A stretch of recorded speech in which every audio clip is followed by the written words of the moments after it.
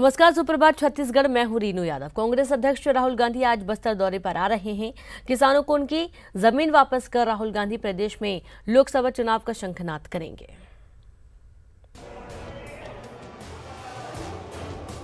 विधानसभा चुनाव जीतने के बाद भूपेश सरकार जन घोषणा पत्र में किए वायदों को लागू करने में जुटी है। सरकार बस्तर के लोहंडीगुड़ा में 1700 किसानों को 42 एकड़ जमीन वापस करने जा रही है। ये जमीन टाटा प्लांट के लिए ली गई थी।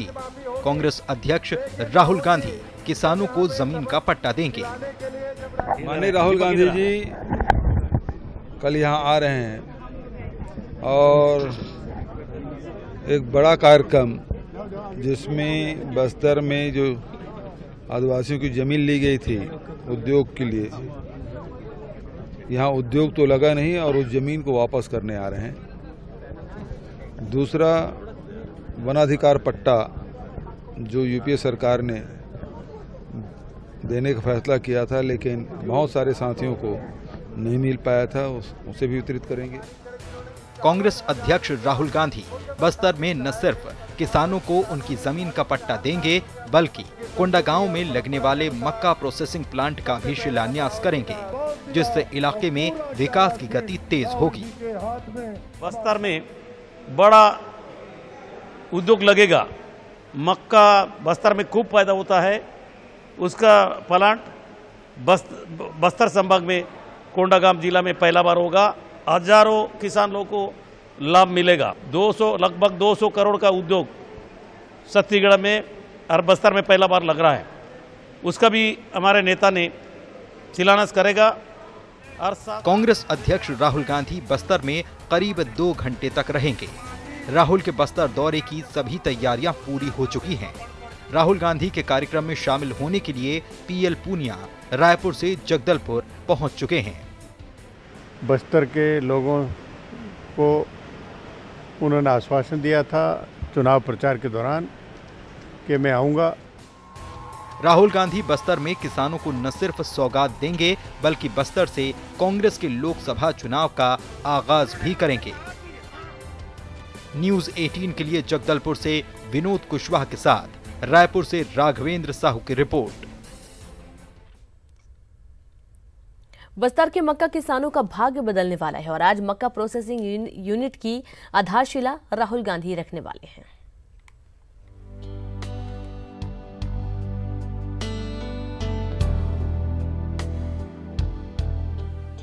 बस्तर के जगदलपुर और कोंडागांव साथ ही कांकेर के पंखाजूर इलाके में लहला रहे मक्के की फसल का रकबा बढ़ सकता है। यानी आने वाले दिनों में ज्यादा से ज्यादा लोग खेतों में मक्के की फसल लगाएंगे, क्योंकि बस्तर में मक्का प्रोसेसिंग यूनिट लगने जा रहा है, जिसके बाद मक्का किसानों को अपना मकई दूसरे प्रदेशों में नहीं बेचना पड़ेगा। हमें किसानों के खेत के पास प्लांट लगाना है और हम लोग उसमें गांव में मक्का से जुड़े हुए जो प्लांट है उसका शिलान्यास करने जा रहे हैं यहीं पे। ये सारे कार्यक्रम बस्तर के लिए बहुत महत्वपूर्ण है, बस्तर के विकास के लिए। मक्का उत्पादन में लगे किसान भी मानते हैं कि बस्तर में प्रोसेसिंग यूनिट लगने से उनके उत्पादन को अच्छा दाम मिलेगा। तो उससे जैसे अपना अभी जो हम बेच रहे हैं सिर्फ मक्का ही बिकता है, दाना उसका। अगर प्रोसेसिंग प्लांट आता है तो उससे अपना जो मक्का बिकेगा साथ में उसका जो गुटली वो भी बिक जाएगा और मक्का का पौधा बिक जाएगा। मतलब पूरा अपने को पूरा मतलब सेल हो जाएगा। इसमें हमारा आमदनी बढ़ेगा। इससे मक्का प्रोसेसिंग प्लांट अगर यहाँ सरकार लगाती है, छत्तीसगढ़ शासन अगर लगाती है तो सीधा सीधा फायदा किसान को मिलेगा।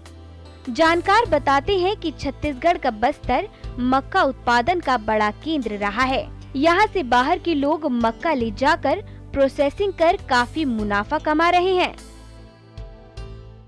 कोस वगैरह बनाने के लिए स्टार्च का वो ये विभिन्न किस्म के उपयोग माने करते हैं लोग इसको ले जा करके, और संभावनाएं काफी अच्छी हैं। संभावना बहुत ही ज्यादा है और बस्तर में जो यहाँ की आबहवा है वो मक्का के लिए बहुत ही उपयोगी है। हाँ, देखिए प्रोसेसिंग प्लांट ऐसा लगता है और शासन की मंशा है तो जाहिर तौर पे है कि ये जनहित को ध्यान में रख के किया गया है काम।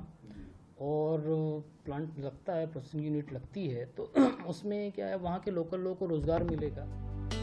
बस्तर में मक्का प्रोसेसिंग यूनिट लगने से न सिर्फ यहाँ के किसानों के जीवन में खुशहाली आएगी, बल्कि बड़े पैमाने पर रोजगार भी लोगों को मिलेगा।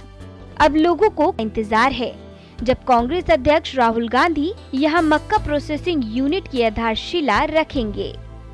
जगदलपुर से न्यूज़ 18 के लिए विनोद कुशवाहा की रिपोर्ट। और साथ ही संवाददाता विनोद कुशवाहा इस पूरी खबर को लेकर लाइव जुड़ गए हैं। विनोद, बस्तर दौरे पर आज राहुल गांधी हैं, खास तौर पर तैयारियां तो हमने देखी हैं, पहले भी बहुत चरम पर थीं। अभी क्या जानकारी मिल पा रही है, चूँकि कल जैसा कि पुलवामा में आतंकी हमला हुआ, उसके बाद कुछ बदलाव किया गया है क्या कार्यक्रम में?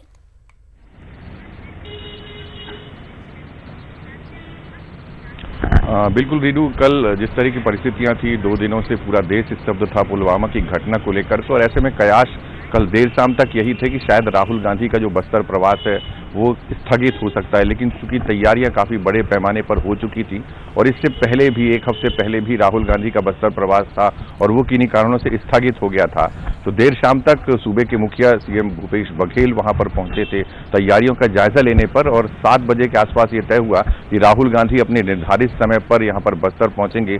उनका आज बस्तर पहुंचने का जो कार्यक्रम है, 1:40 पर वो जगदलपुर एयरस्ट्रिप आएंगे और 2 बजे के आसपास लोहंडीगुड़ा जो धूरा गांव है, जहां पर की भू प्रभावित, टाटा प्रभावित जो किसान हैं, जिनकी जमीनों का वो पट्टा वितरण करने वाले हैं, वहां पर रहेंगे। लगभग 1.5 घंटे से भी ज्यादा का समय जो है वो राहुल गांधी उस इलाके में बिताने वाले हैं। 20 करोड़ से भी ज्यादा की जो सौगातें हैं वो देने वाले हैं और करीब 200 करोड़ से भी ज्यादा का भूमि पूजन और शिलान्यास करने वाले हैं, तो काफी व्यस्त दौरा रहने वाला है। और चूंकि आज दिल्ली में 11 बजे सर्वदलीय बैठक भी हो रही है, तो ऐसा माना जा रहा है कि बैठक में शामिल होने के बाद राहुल गांधी सीधे बस्तर आएंगे।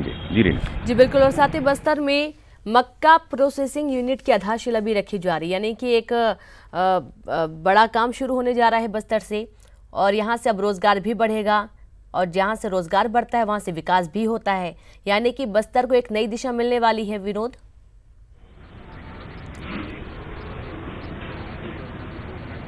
निश्चित तौर पर रीनू, और सबसे बड़ी जो बात थी, देखिए 2-3 चीजें इसमें जुड़ी हुई हैं। 1974 से ये पूरा मामला जुड़ा हुआ है। स्वर्गीय प्रधानमंत्री जो इंदिरा गांधी हैं वो यहाँ पर पहुंची थी धूरा गांव में, और जो आवास योजना है उसकी शुरुआत उन्होंने यहीं से की थी।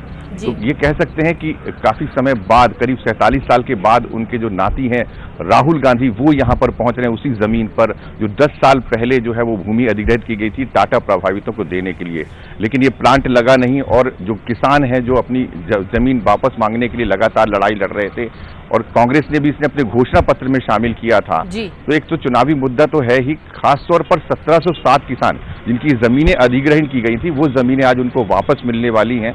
और सबसे बड़ी जो प्राथमिकता कांग्रेस की है वो ये कि स्थानीय स्तर पर लोगों को रोजगार मिले। मक्का प्रोसेसिंग प्लांट जो लगेगा 200 करोड़ की लागत से, उसमें सबसे खास चीज होगी कि स्थानीय लोग जो अभी तक रकबा बढ़ा रहे हैं मक्के की खेती से, उसको बढ़ावा मिलेगा, जो बेरोजगार है उनको रोजगार मिलेगा। और एक सबसे खास चीज ये कि सुकमा में भी करीब 15 एकड़ की जमीन जो है वो उद्योग विभाग से ली गई है, ऐसे ही छोटे छोटे उद्योग लगाने के लिए, ताकि यहाँ का जीवन स्तर जो है वो ऊंचा हो सके, किसानों की जो जीवन है उसमें बदलाव आ सके। जी बिल्कुल विनोद, बहुत बहुत शुक्रिया तमाम जानकारी के लिए।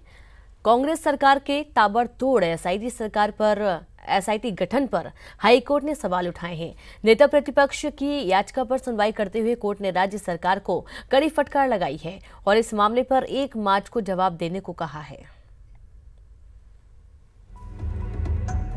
झीरम कांड, नान घोटाला और अंतागढ़ टेप कांड की एसआईटी जांच पर हाईकोर्ट ने राज्य सरकार को बड़ा झटका दिया है।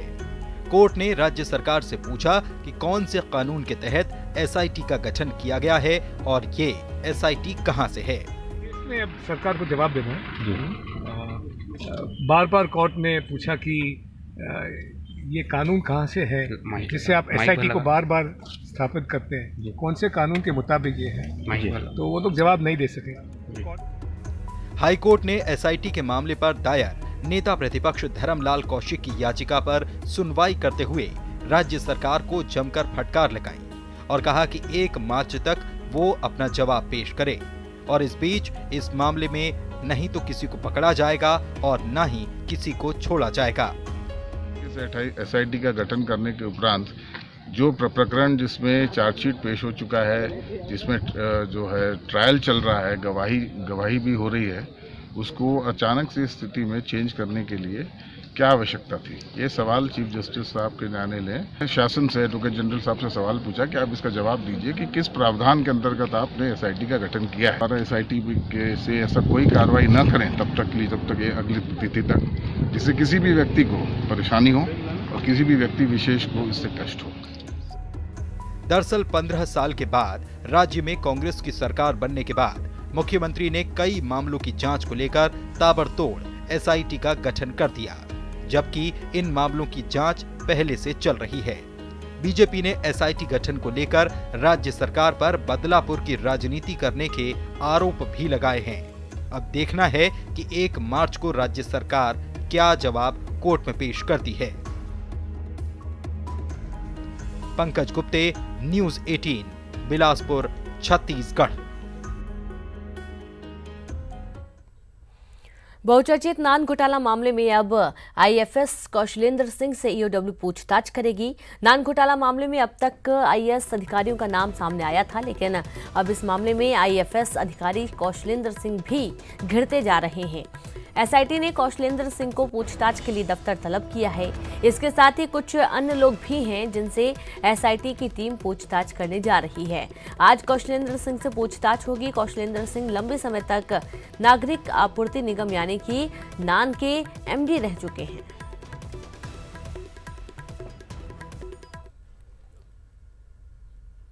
DKS अस्पताल के मामले में पूर्व मुख्यमंत्री रमन सिंह के दामाद डॉक्टर पुनीत गुप्ता की मुश्किलें बढ़ती ही जा रही हैं। राज्य सरकार ने डॉक्टर पुनीत गुप्ता के कार्यकाल में तैयार हुआ DKS अस्पताल को लेकर जांच टीम गठित कर दी है।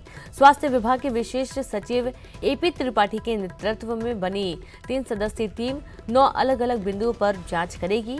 सरकार ने 15 दिनों के भीतर जांच रिपोर्ट मांगी है। जांच में कई बिंदुओं को शामिल किया गया है।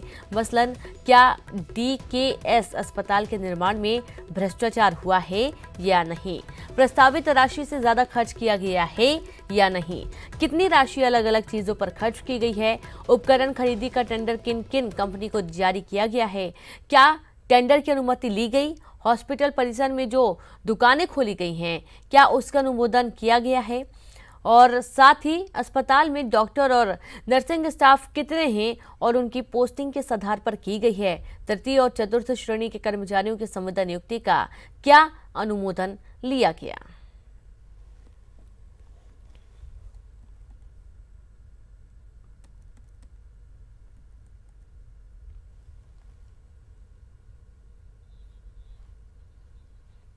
और साथ ही इस खबर पर तमाम विश्लेषण के लिए ममता लांजेवार लाइव जुड़ गई हैं। ममता, पूर्व मुख्यमंत्री रमन सिंह के दामाद की मुश्किलें बढ़ती जा रही हैं, बहुत सारे बिंदु हैं, पहलू हैं जो कि सवाल खड़े करते हैं। ममता,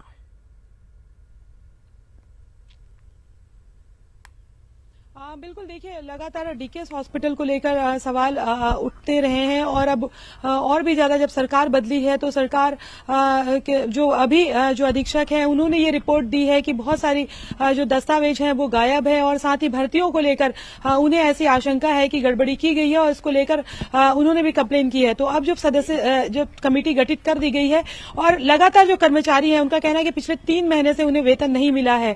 सवाल कई तरह के उठ रहे हैं कि जो टेंडर दिए गए उसको लेकर किस तरह की परमिशन ली गई और तमाम तरह के जो वहां पर दुकानें खुली गई हैं और बहुत हाईटेक बनाया गया है हॉस्पिटल, लेकिन जितना खर्च किया गया उतना मरीजों को बेनिफिट नहीं मिल पा रहा है। तो अब ये सवाल कई तरह के उठाए जा रहे हैं और चूंकि डॉक्टर पुनीत गुप्ता ने आनंद फानन में इस्तीफा दे दिया तो वापस उनका जो इस्तीफा है वो नामंजूर हो सकता है और उनसे जवाब मांगा जा सकता है क्योंकि उन्होंने नो ड्यूज भी नहीं लिया था। जी और बहुत बहुत शुक्रिया ममता तमाम जानकारी साझा करने के लिए। तो सुना आपने यहाँ पर, और साथ ही सूबे में लोकसभा चुनाव की बिसात बिछनी शुरू हो गई है और सूबे में कांग्रेस भाजपा के राष्ट्रीय नेता सभी 11 लोकसभा सीटों को जीतने का फॉर्मूला तैयार करने में लगे हुए हैं।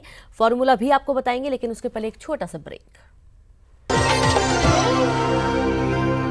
ब्रेक के बाद एक बार फिर से आप सभी का स्वागत है। मुख्य निर्वाचन पदाधिकारी सुब्रत साहू आज से 2 दिनों के अमेरिका दौरे पर जा रहे हैं। प्रदेश में शांतिपूर्ण और निर्विघ्न चुनाव के अनुभवों को हार्वर्ड यूनिवर्सिटी के छात्रों को बताएंगे। हार्वर्ड यूनिवर्सिटी में सुब्रत साहू छात्रों के साथ युवा उद्यमियों से रूबरू होंगे और इसके साथ ही वे आर्थिक नीति और शासकीय योजनाओं पर उसके प्रभाव विषय पर आयोजित परिचर्चा में हिस्सा लेंगे। इसके अलावा सुब्रत साहू कैम्ब्रिज में 16वें वार्षिक भारत सम्मेलन में भी हिस्सा लेंगे। मुख्य निर्वाचन पदाधिकारी सुब्रत साहू 16 फरवरी से 2 दिवसीय दौरे पर जाएंगे। अमेरिका में बताएंगे छत्तीसगढ़ में शांतिपूर्ण और निर्विघ्न निर्वाचन के अनुभवों को।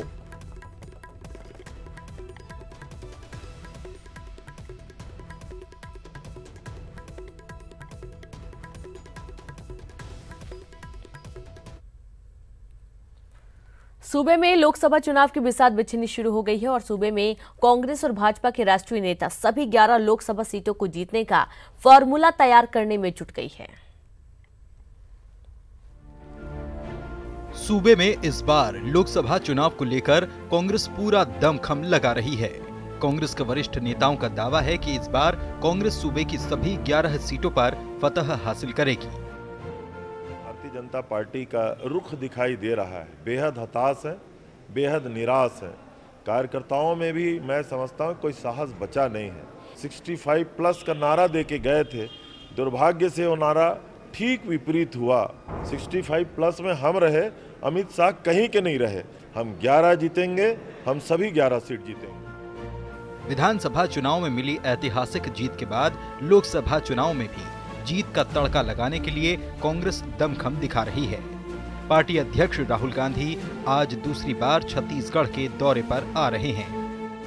राहुल जी का कार्यक्रम है और उसमें किसी प्रकार का भी परिवर्तन का संकेत नहीं है। विधानसभा चुनाव में करारी हार के बाद भी भाजपा लोकसभा चुनाव को लेकर कहीं पीछे रहने के मूड में दिखाई नहीं दे रही है। उसको अपने प्रधानमंत्री नरेंद्र मोदी के चेहरे पर पूरा भरोसा है।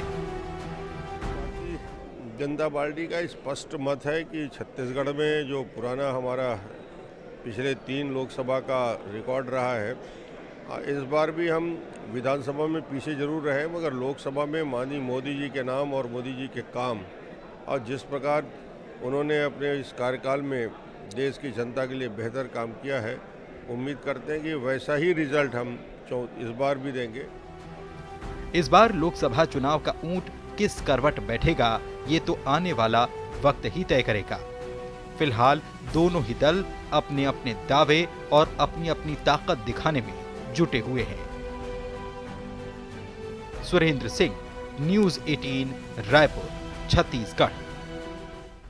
और इसी के साथ इस बुलेटिन में इतना ही। हमारी पहुंची आपकी ताकत है। अब मध्य प्रदेश की खबरों को देखने के लिए आप लॉग ऑन कर सकते हैं news18mpcg.com, फेसबुक पेज है /news18mp, ट्विटर हैंडल @news18mp और हमारा यूट्यूब चैनल है /news18mp छत्तीसगढ़। एक छोटे से ब्रेक के बाद देखिए सुपर 79। नमस्कार।